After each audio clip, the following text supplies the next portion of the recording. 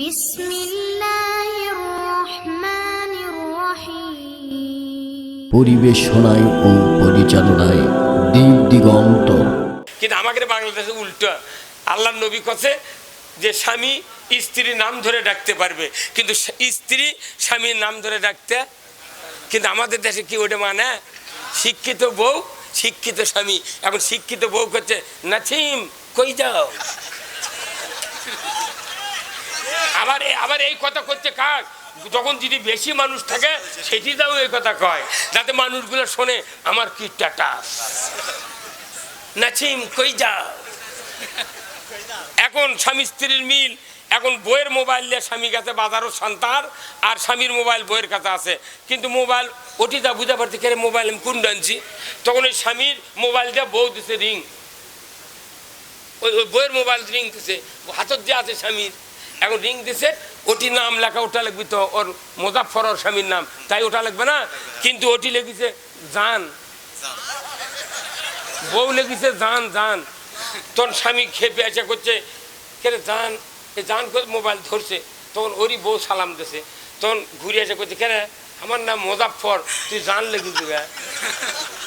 তখন ওই বউ শিক্ষিত কি শিক্ষিত করছে দিয়ে শোনো জানোয়ার করতে মেলা লেখা লাগে, সেই জন্য গান লেগেছি। হ্যাঁ কথা কয় না, সতী নারীর পতি হাইরে পর্বতেরই চূড়া, অসতী নারীর পতি ভাঙ্গা নায়ের গুড়া, খালি পায়ে হাঁটা ভালো কষা জুতা যারো, দেশ হতে বিদেশ ভালো কল্যাণারী যারো, নাম হলো ময়না গাল ফুলে থাকে কথাই কয় না, সিরা গেছে শাড়ি আজি যদি কিনা না দাও চলে যাবো কিন্তু বাপের বাড়ি, চলে যা চলে যা, মোহরানা তো পরিশোধ করিনি চলে যা। খালি মোহরানা যদি পরিশোধ হতো বাংলাদেশের একটা বউ কেউ তালাক দেবার পারলো না, যেহেতু সিকিউরিটি জমা দেয়নি ইচ্ছা মতো ঘর ছাড়ে দিয়ে চলে যায়। কথা কনে রে কথা কনে, নিজের সন্তানকে আলিম বানালে মরবেন ইমান নিয়া, আর জানাজার খাটনিতে জীবনের গুনাহ মাফ হবে। শুধু কি তাই, রসুল মিশকাত শরীফের হাদিসে বলেছেন যে যদি কোনো পিতামাতা মারা যায় তার একটা হাফেজ আলিম বেটা থাকে, মৃত্যুর পরের দিন থেকে আপনার ওই সন্তান যদি 41 দিন বাবা মায়ের কবরের পাশে দাঁড়িয়ে দাঁড়িয়ে সূরা ইয়াসিন প্রতিদিন পড়তে পারে 41 দিন, আমার নবী বলেছেন ওই পিতামাতার কবরের আযাব কিয়ামত পর্যন্ত আল্লাহ মাফ করে দেন। এই বক্তৃতা 1500 বছর হচ্ছে, কয়টা ধনী মানুষ কয়টা এমপি মন্ত্রী চেয়ারম্যান বেটাক মুন্সি বানাচ্ছে, ও গরিব মানুষের বেটা ওই চাকরি করছে, সেই নরসিংদী থেকে আছে গাইবান্ধা থেকে যেটি পড়াচ্ছে, আর যে এলাকার মাদ্রাসা ওই এলাকার ছাত্র নাই, উন্নুকান্ডি থেকে হাওলাত করে নিয়েছে, এরা মাস্তানি দিচ্ছে আমরা 3 জনকে পাগড়ি দিব। তার মধ্যে তোর বেটা আছে করছে নাই, তোর গায়ের আছে তাও নেই, তুই টাকা খরচ করে মাদ্রাসা করলু জায়গা দিলু, তোর বেটা মুলুবি বানালো না হাফেজ বানালো না, তাহলে লাভটা কি? নেক্সট সন্তান যদি সূরা ফাতিহা 3 বার সূরা ইখলাস বিসমিল্লাহ সহ পড়ে বাপের কবরে দুই খেলে দোয়া করে রব্বির হামহুমা কামা রব্বায়ানি সগীরা, রাসূল বলছেন 40 দিন ওই পিতামাতার কবরে আযাব আল্লাহ মাফ করে দেয়। 40 দিন মাফ হলো মানে কি 39 দিনও আবার যা দোয়া করবো। কথা কনে বাড়ি কথা কনে। আচ্ছা হুন্ডার তেল থাকতি তোলে না ফুরে গেলে তোলে? একে যারা কাটবিন না তারাই ফুরে গেলে তোলে, কাজ করিস কাজ করে ওই পারকার জলঙ্গির তেল এইবার বার করেছে, কাজ করেও চলে না এমনও হুন্ডাল আমি দেখেছি। কথা কর, যার বেটা মুন্সি লয় মুলিবি লয় উই যদি অন্যের বেটা কাজ করেও দোয়া করে লেয়। কথা কনে রে কথা কন। হুন্ডা দিয়া উদাহরণ দেন, হুন্ডা দিয়ে এগুলা বুদ্ধি বার করতে আমার মগজ শেষ হয়ে যাচ্ছে। আমার যদি খালি 100 কোটি টাকা থাকলেও নি নিজে টেলিভিশন সেন্টার করে পুরো পৃথিবীর মধ্যে খালি বক্তৃতা বাড়ির থেকে শুনে নেই, একজনের থেকে টাকা নেন কে ভাই কি তাইলে? এই যে ভাই আমার বাড়িতে গেছিল, ওই বাড়িতে আমি টেলিভিশন সেন্টার খুলে সারা পৃথিবীর মানুষ শুনে নি। সারা বাংলাদেশে দাওয়াত লিতে লিতে আমার পিঠে কাটাচ্ছে না। আমি ওর বহু মুলুবি আছে, ওর কোক করছে না হুজুর আপনার দরকার। শেষ পর্যন্ত বেলাল হাফেজ তার এক গুস্তি শিববির নাই ভাই চৌমনের ওই গড়িয়াল পাড়ার, ওকে দিয়ে আমার 15 দিন ঘুরে ঘুরে দাওয়াত দিচ্ছে। এই 6 এপ্রিল দাওয়াত দিয়েছি, বেলাল আজই শিববির সাথে দেখা হচ্ছিল। আমি বলছি বেলাল ভাই কবেন যে একটা গরুজন গোটা দম করে পোলা পাক করে। এই এলাকার মধ্যে ফাইনাল সভা হবে বেলাল হাজির চাতালত, ওটি ঈদগাহের মাঠ আছে।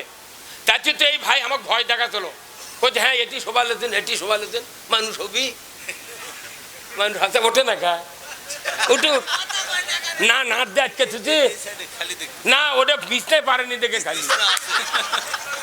কথা ঠিক কিনা? মুসলিম আমি সৈনিক আমি, আমি চির রণবীর, আল্লাহকে ছাড়া কাউকে মানি না, নারাই তাকবীর। বীর মুসলমান ধরো আল কোরআন, ফিরায়া আনো সেই হারানো সম্মান। বীর মুসলমান আমরা বীরের জাত, আমাদের একটাই দাবি আমরা সবাই ভাই ভাই, আগামী দিনে ইসলাম চাই। আমরা সবাই ভাই ভাই। আসুন এই ইসলামের কথা শোনার পর আমি আপনাদেরকে অনুরোধ করব, এই কোরআনের মাদ্রাসা আপনাদের 1 নম্বর কাজ হলো যে এই মাদ্রাসার ছাত্র দিতে হবে। এই মাদ্রাসা ছোট ছোট বক্তব্য দেন, এরাই বড় হবে। তারপরে এখানে আদমদিঘি ওই যে কি মুফতি আছে ভাই, ওনার মাদ্রাসা, শান্তার অনেক মাদ্রাসা আছে। এই মাদ্রাসাগুলো থেকে ঘৃণা করবেন না, এটা জাতির জন্য সুপথ দেখানোর একটা মাধ্যম। এই মাদ্রাসাগুলি যদি না থাকতো, 570 বছর নবী ছিল না, ওই মক্কাতে জীবিত মহিলাকে কবর দিছে। মাত্র করোনার জন্য 3 বছর সভা করা বন্ধ হয়েছিল, পরিমুনি লুঙ্গি পরে মাল কাঁচা মারিছিল। হ্যাঁ কথা বল। এই মাদ্রাসা থাকার কারণে, মাহফিল থাকার কারণে বাংলাদেশে 92% মুসলমান আজকে ইসলামের শাসন পাচ্ছে। এই সভাও যদি বন্ধ হয়ে যায়, মানুষ পাগল হবে, পাগল। কি অনেকে কয় হুজুর তাহলে সভা করে এত টাকা লানকে জানেন, এই সভা যাচ্ছি তা আমার 11 ঘন্টা ব্যয় হচ্ছে।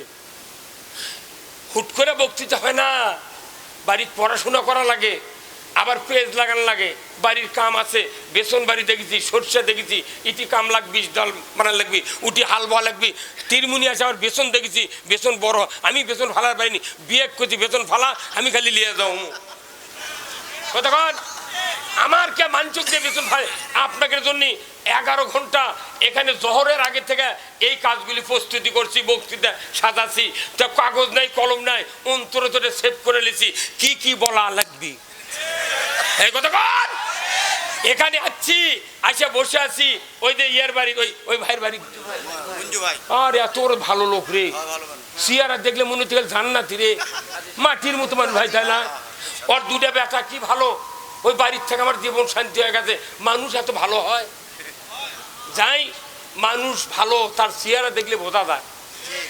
সবচেয়ে ভালো মানুষ যারা মাটির মানুষ, তারাই হুজুর করে বাড়ি তোলে। যারা চালাক কয় না বাড়ি ভরে গেছে, বুঝছেন? বাড়ি আজ ধন্যবাদ, এনারা আমাকে একবারে ডাইরেক্ট লিয়ে ওই বাড়ির মধ্যে তুলেছে। ওই বাড়ি সহ পুরা এই পশ্চিম পূর্ব জি সিংড়াপাড়া আছে, সবার বাড়ির বরকতের দরজা আল্লাহ খুলে দেয়।